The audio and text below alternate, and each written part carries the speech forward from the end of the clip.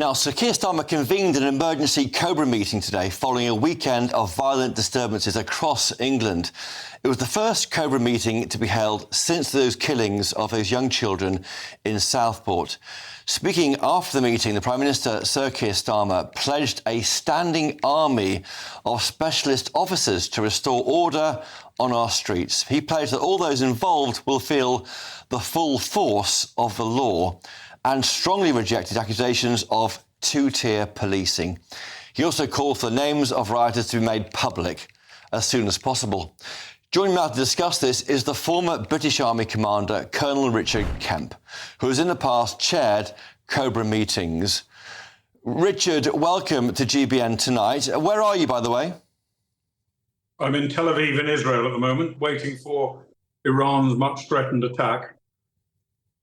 OK, it's pretty tricky here in the UK with these dreadful scenes over the weekend. But you've chaired Cobra meetings, haven't you? What's it like and what is Cobra?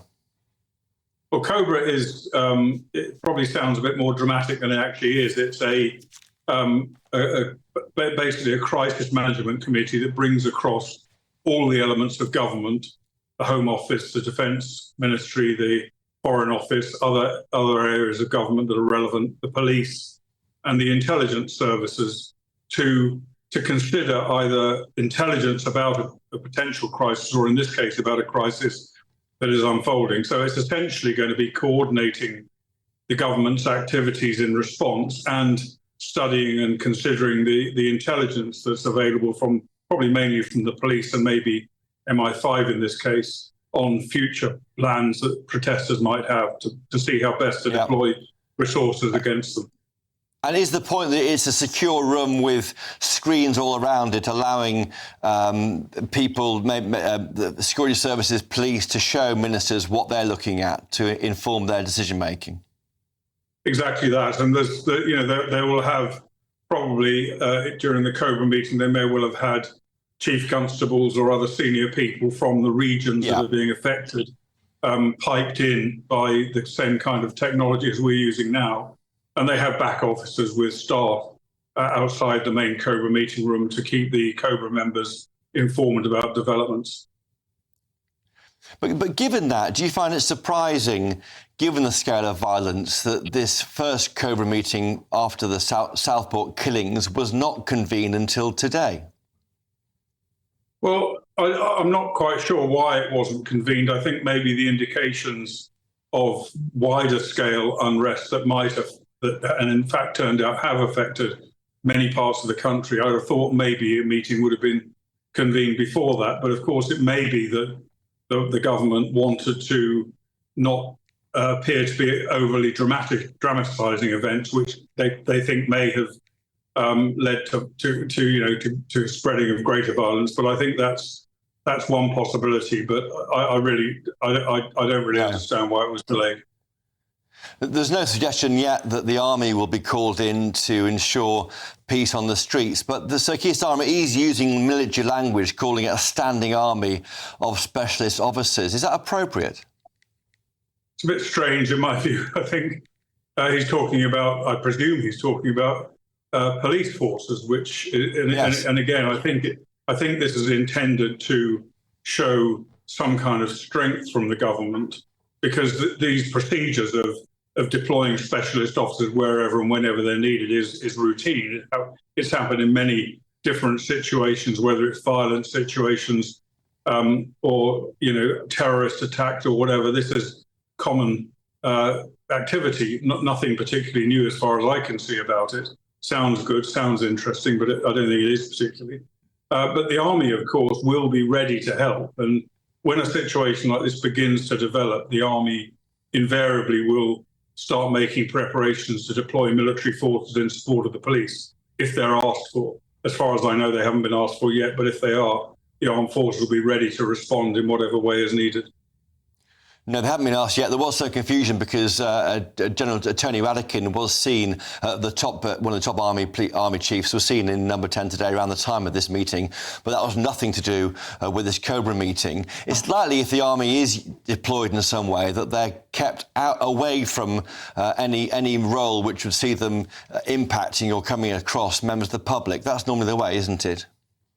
Well, whenever possible, the police and the other authorities try to keep the army as far in the background as possible for obvious reasons. And so it may be, for example, if police manpower gets stretched, the armed force will be used in sort of second line areas to relieve officers to go forward and actually deal directly with the rioting. But of course, we have seen the armed forces involved in rioting. I myself have been involved in riot control in the UK, in Northern Ireland specifically. Now, this isn't Northern Ireland and this isn't the same situation, but the armed forces do have significant influence and they get trained in riot control and dealing with angry mobs, whether it's in this country or in other places like in the Balkans and in Iraq at times. Well, what have you made, just finally, Richard, of the policing? I mean, I think when to draw the baton is always a big moment in policing, and when to don riot gear obviously escalates it further. Is it being done the right way, as far as you can make out from your standpoint?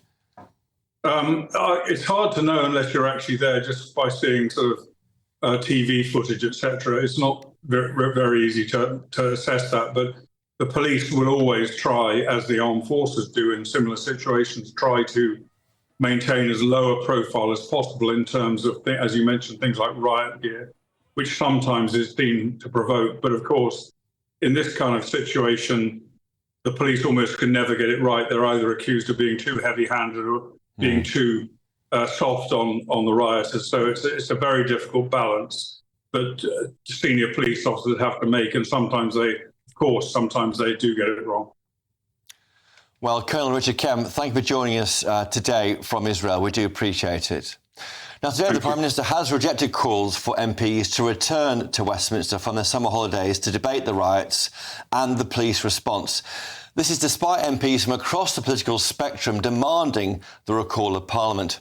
One of those MPs doing just that is the Deputy Leader of Reform UK, Richard Tice, and he joins me now in the studio. Richard, why? Why do you need to have MPs back just to talk about stuff when, in fact, all the police have all the powers they need to try and enforce calm on the streets? We're not asking for a recall of Parliament in order to stop the riots, but what we're actually saying is, in the same way that David Cameron recalled Parliament back in 2011 and Priti Patel's called for it, we're actually saying we've got to have a proper debate about what's gone wrong, why, and actually how do we move forwards and have a grown-up recognition that whilst violence is completely condemned from all sides, without any hesitation whatsoever, rioting and all of it's got to stop. But actually, there are a lot of very decent, concerned British citizens about mass immigration, the impact on our society, and they don't appreciate a Prime Minister last week who made the situation far worse himself by saying that anybody who was protesting was automatically a far-right thug. That was the implication of what he did. It was appalling, and it's made the situation much worse. We've got to have a sensible debate, get people back in the chamber, explain what the government thinks has happened and what they think they're going to do about it in order to reassure people that the concerns about the impact on people's wages, on the quality of life, the pressure on housing, on public services is now so great that people have actually a lot of people wanted to protest peacefully, and a bunch of absolute idiots have taken it to a terrible place. So we've got to look forwards, and I think the right way to do that, to recognise how concerned the government is, that the government should say, we hear people, absolutely no one's condoning any violence whatsoever, but we do understand that there is genuine anxiety over there. And what they don't want to do, Richard, is to legitimise